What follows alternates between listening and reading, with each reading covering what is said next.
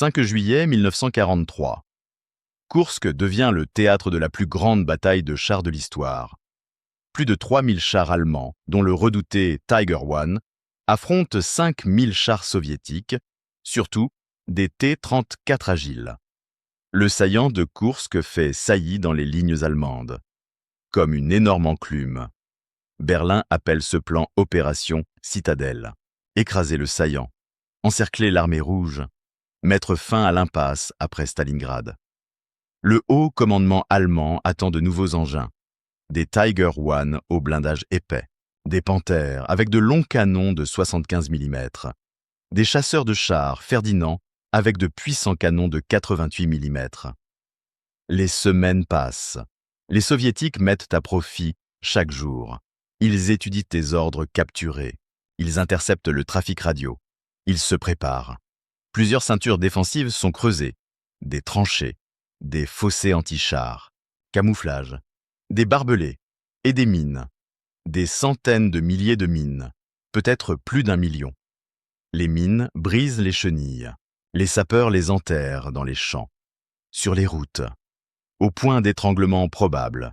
Ils échelonnent canons anti-chars et artillerie pour prendre les blindés allemands sous le feu quand ils ralentissent. L'aube se lève dans un fracas. Le camp soviétique ouvre par un barrage d'artillerie préventif. Des obus s'abattent sur les zones de rassemblement allemandes. Puis les canons allemands répondent. L'assaut commence. Au nord de Koursk, la 9e armée progresse sous le commandement de Model. Au sud de Koursk, la 4e armée Panzer avance sous Manstein, avec le détachement d'armée Kempf sur son flanc. Le sol est sec. La poussière reste basse. Les moteurs gémissent. Les chenilles claquent. Par les champs arrivent des tigres et des panthères, des Panzer IV, des canons d'assaut, des semi-chenillés et de l'infanterie avec des mitrailleuses MG42. Le canon de 88 mm du Tigre fait feu. À longue distance, il tue avec une force saisissante. 2000 mètres, parfois plus. Son blindage frontal encaisse de nombreux obus. Les équipages se sentent invincibles. Mais le champ de bataille n'est pas un champ de tir. Le Tigre, jadis invincible, est dépassé en nombre, débordé sur les flancs et distancé. Le Tigre est lourd. On en a peu. Le carburant est précieux. L'entretien s'y est constant. Une chenille déraillée arrête un roi, aussi sûrement qu'une balle. Le T-34 est l'inverse. Simple, robuste, assez rapide. Blindage incliné. Un canon de 76,2 mm. Il tue à courte portée. Un moteur diesel qui tourne dans la chaleur et la poussière. De larges chenilles. Elles le font avancer sur terrain meuble. Les soviétiques en amènent beaucoup. Ils avancent en groupe. Les vagues soviétiques ne finissent jamais. Les commandants de l'armée rouge connaissent à masse le terrain. Ils ont cartographié chaque ligne de vue, chaque ravin, chaque verger. Ils combattent en profondeur. Quand les Allemands brisent la première ligne, une autre attend, et encore une après. Au nord, l'avance allemande est lente et coûteuse.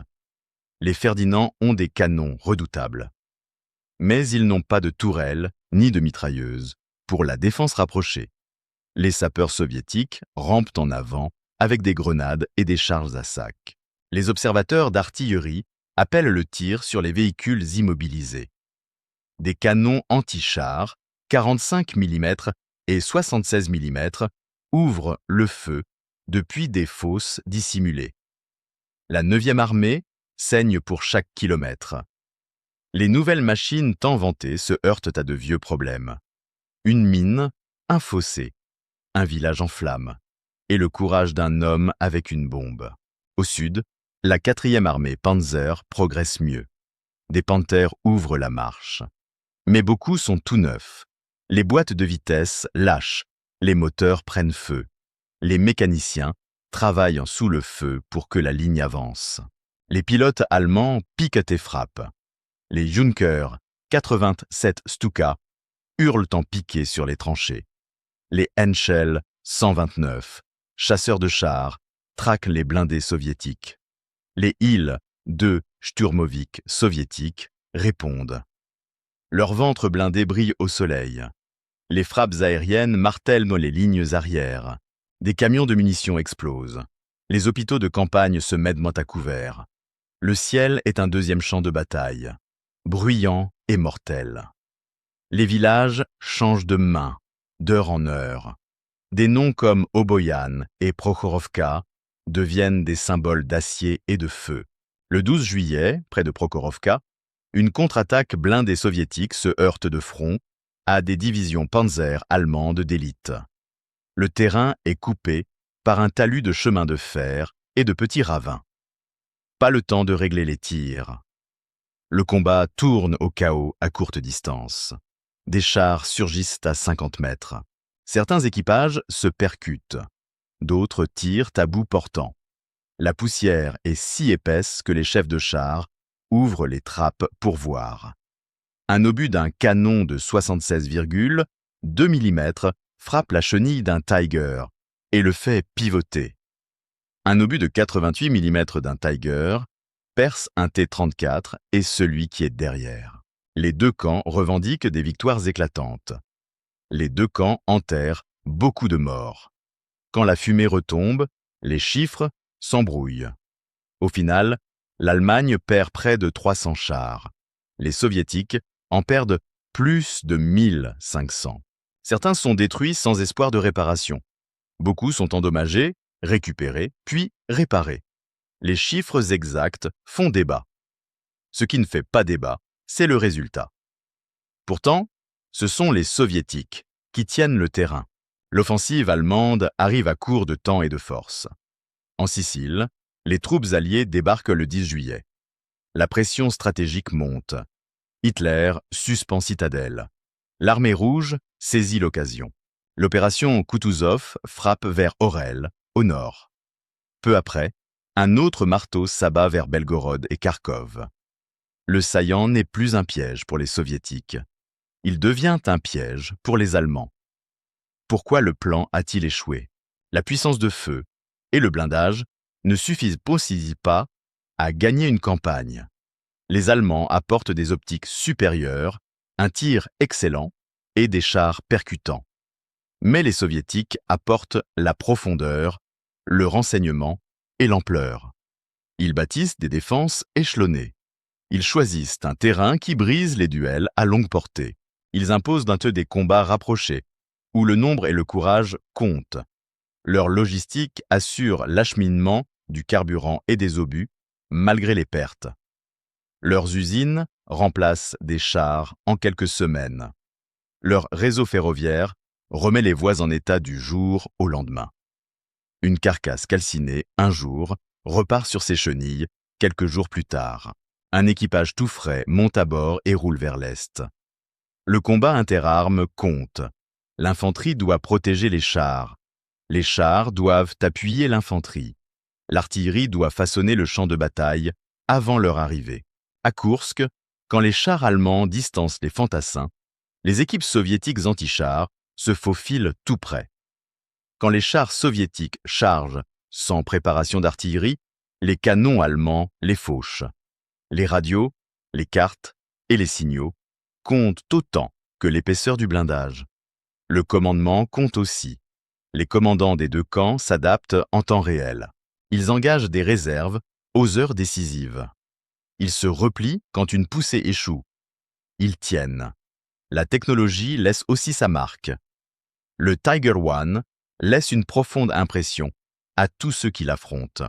Les équipages respectent sa portée et craignent sa silhouette. Mais une arme seule ne sauve pas un plan défaillant. Un char bloqué sur une mine n'est qu'un bunker. Et un bunker qui ne peut pas bouger est une cible.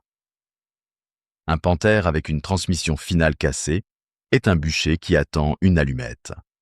Un Ferdinand sans couverture d'infanterie devient une proie. La puissance brute rencontre une préparation patiente. Et la patience l'emporte. Le champ de bataille lui-même se bat. La chaleur épuise les moteurs. La poussière cache des embuscades. La fumée aveugle les tireurs. Une chenille brisée par une charge enterrée transforme une promesse de 90 tonnes entorches rugissantes. Un champ de blé cache un fossé anti-char. La première ligne de chars y plonge. La deuxième ligne freine dans la panique. La troisième ligne est frappée par l'artillerie. Le plan sur le papier devient un nœud de décisions humaines sous pression.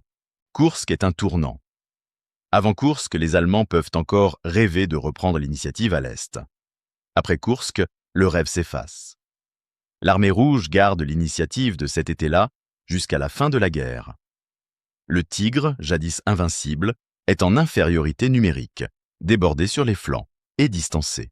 Le T-34, le cheval de bataille, montre ce que la fiabilité et le nombre peuvent accomplir. La leçon va au-delà de 1943. En guerre, les systèmes battent les machines isolées. La préparation l'emporte sur l'impulsion. Et le camp qui apprend plus vite gagne plus vite. Koursk prouve que la seule force brute ne suffit pas. L'acier brûle et l'histoire change. Le champ aux abords de Koursk est calme maintenant. Les mines ont disparu.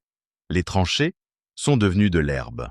Les musées exposent un canon de 88 mm et un T-34 côte à côte. Vous pouvez voir les cicatrices sur le métal du blindage. Vous pouvez toucher les soudures rugueuses. Vous pouvez imaginer le bruit. Plus de 3000 chars allemands ont affronté 5000 chars soviétiques.